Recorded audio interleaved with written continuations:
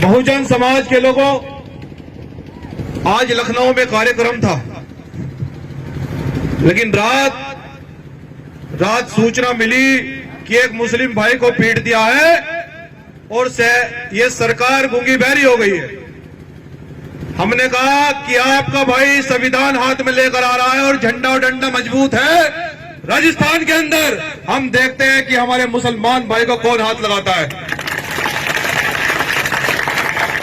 सुबह ही निकला और ये कहकर निकला उत्तर प्रदेश के लोगों से कि एक मुसलमान भाई को राजस्थान के अंदर सत्ता के संरक्षण में घर से उठाकर थाने में पीटा गया है और एसएसपी की आंखें नहीं खुल रही है। मैंने कहा आपका भाई जा रहा है, क्या अगर वहां न्याय नहीं मिला तो आओगे?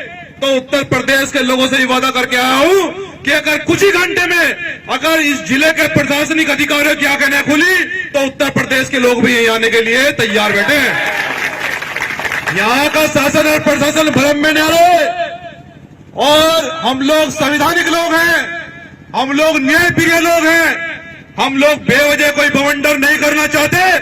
मैं इस जिले के कप्तान से कहना चाहता हूं कि कप्तान महोदय न्याय लेने के लिए आए हैं और अगर न्याय नहीं मिलेगा तो फिर हम न्याय छीनना भी अच्छी तरह से जानते हैं, हमने छीना भी है। मुझे ये बताइए कि एक हमारे भाई को घर से उठाकर इस थाने के एसएचओ ने क्यों पीटा और उसे इतना पीटा गया कि वो जिंदगी और मौत से लड़ रहा है। यह तानाशाही क्यों की गई? यदि उसके खिलाफ कोई वारंट था या वो क्रिमिनल था तो सबूत पेश किए जाने चाहिए थे। बिना वारंट के, बिना एफआईआर के आप किसी को घर से उठाकर थाने में पीटते हैं। मैं ये कहना चाहता हूं कि ये भी पंचायत चल रही है। मैं प्रशासन से फिर से कह रहा हूं कि इस मामले को गंभीरता से लिया जाए, कहीं ऐसा ना हो कि फिर 4 लाइन भी बंद हो जाए और फिर तुम भी सस्पेंड है तो एसएसपी के चक्कर में। तो हम लोग न्यायप्रिय लोग हैं और यहाँ इस प्रदेश के लोगों से मैं ये भी कहना चाहता हूँ, तमाम 36 बिरादरी के लोगों से, कि हमारा राजनीतिक एजेंडा नहीं है। हम लोग आंदोलनकारी हैं। सामाजिक मूवमेंट इस देश में दलित, मुस्लिम, पिछड़े, अल्पसंख्यक, आदिवासी को एक मंच पर लाकर जिनका उत्पीड़न हुआ उन्हें सबको एक इकट्ठा करके जो पिटे हैं, जो पीड़ित है, जो शोषित है, जो वंचित है, उनके हक और अधिकार की लड़ाई लड़ने के लिए आपका भाई आपके बीच में पहुंचा है।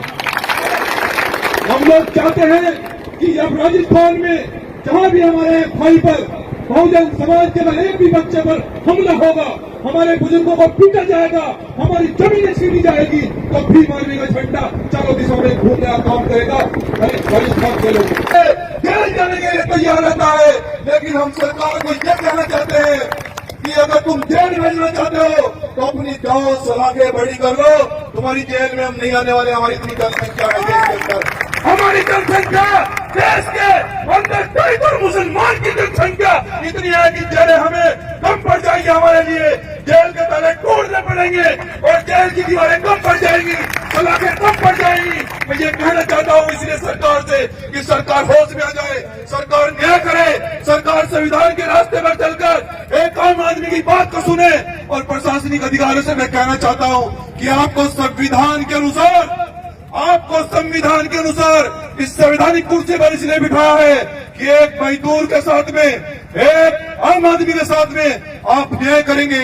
आपको इस कुर्सी पर इसलिए नहीं बिठाया गया है कि एक चाटुकार नेता के कहने पर आकर एक गरीब आदमी को। क्या सरकार और प्रशासन के लोग ये भूल गए हैं कि इनकी आवाज उठाने वाला कोई नहीं है? क्या ये सोच रहे हैं कि इनकी आवाज बुलंद करने वाला कोई नहीं है?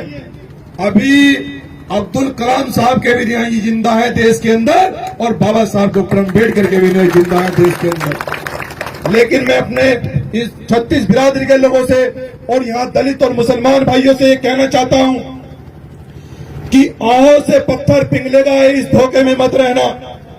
आहों से पत्थर पिघलेगा, इस धोखे में मत रहना। वो तुम्हें अधिकार देंगे। इस धोखे में मत रहना। अगर अपने अधिकार, अपने हक, अपने हकों की लड़ाई लड़ना चाहते हो तो इंकलाब करो, इंकलाब करो, इंकलाब करो। दलित मुसलमान भाइयों, आपको घर से निकलकर इस लड़ाई को लड़ना होगा।